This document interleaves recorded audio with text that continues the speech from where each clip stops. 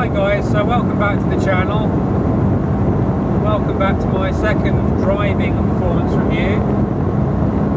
I've got to head over and see my dad again today, so I thought I'd take the opportunity to make another little video. So today I'm going to talk about my suspension setup. I have a Nitron setup fitted to this car. And I'm going to talk a little bit about how I came to the decision to go with Nitron and how I find the Nitrons. So originally when I bought the car it came with the standard Bilstein setup. To be honest, I was fairly happy with that from a performance point of view. The car handled really quite well. A lot of that down to the excellent chassis obviously. So no real complaints. But what I did have a problem with, from the point of cosmetics primarily, and I'll be quite frank and say that cosmetics are quite important to me, is the stance of the car. I just thought that the car stood far too high really for the type of car that it is, and I wasn't happy with that. At the time, because of other things I was doing with and to the car, budget didn't really stand to shell out several £1,000s on a Nitron coilover setup. So what I ended up doing with was trawling around the internet, seeing if there are any other solutions, and came across the fact that Comatech offered a replacement spring setup which dropped the car. So not many people had done that, or in fact I couldn't find any real evidence online of anyone on any of the forums that had used the Comatech spring setup. Most people had gone with a full-on coilover setup, but that was above my budget at that point in time.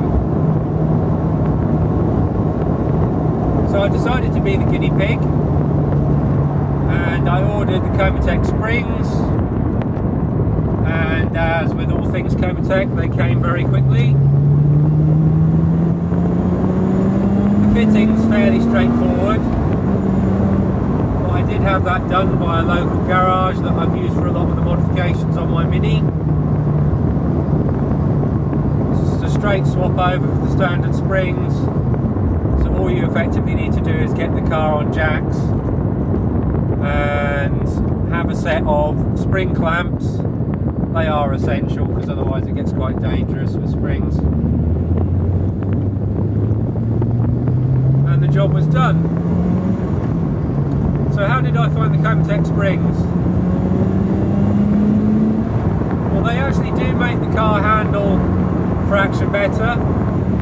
The car is fractionally flatter in the turns and bends than with the stock springs.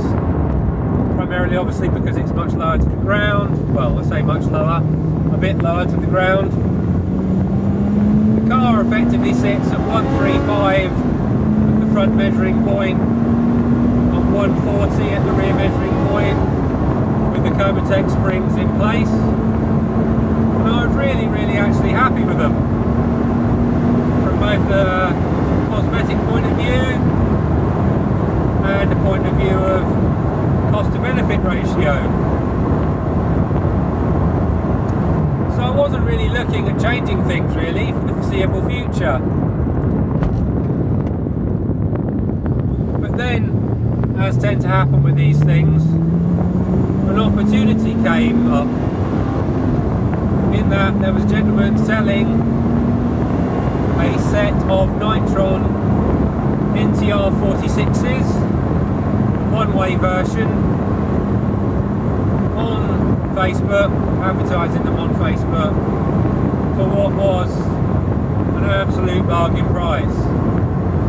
So the deal was that the shocks were around a year to 18 months old, but had been fully serviced last July with a full positive bill of health from Nitron, and we're going for a price not much more than the set of springs that I'd already got. So as it is with these things, I just couldn't resist, so I met up with the gentleman and parted with some cash for the Nitrons, and then set about finding a good place to have them fitted.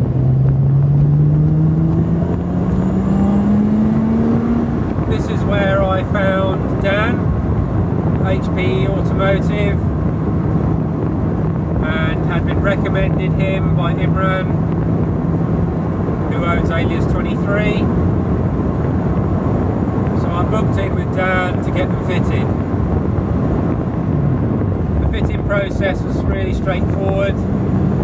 Dan's really knowledgeable with these things. He completed the install for me, and on top of that he corner weighted the car, and he also sorted out my geo for me, which apparently was a little bit off where it should be. Dan charges a fantastic rate, so he basically charges by the hour. Whereas you go to a lot of suspension setup places, they charge you quite a high set fee for the install.